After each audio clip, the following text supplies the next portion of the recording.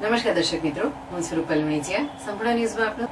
કાંકરેજ તાલુકાના મુખ્ય મથક શિહોરી ખાતે રાજગોર કનુભાઈ, મધુભાઈ, નારાયણભાઈ, જયરામભાઈ રાજગોર હરિદ્વાર આશ્રમ પરિવાર દ્વારા શ્રી સતી માતાજીનો હવન યજ્ઞ વિહત માતાજીની રમેલ જાતર યોજાઈ હતી.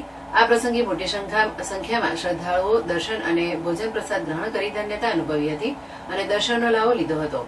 જેમાં સૌથી અગત્યની બાબત વિશે વાત કરીએ તો સમગ્ર ગુજરાતમાં ચૈત્ર માસમાં નવરાત્રી દરમિયાન દેવી દેવતાના હોમ હવન અને રમેલ જાતર પ્રતિષ્ઠા મહોત્સવની ઉજવણી કરવામાં આવે છે.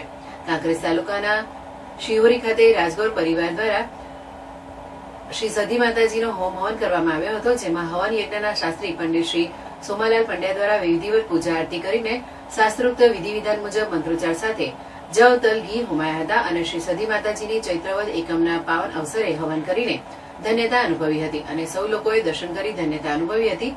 જોકે સતીવાળા એક આસ્થાનું કેન્દ્ર માનવામાં આવે છે અને દુઃખીઓના દુઃખ દૂર કરી સૌ શ્રદ્ધાઓને હસતા રમતા આનંદમાં રાખી પોતાના બાળગણી ભક્તોની મનોકામના પૂર્ણ કરે છે.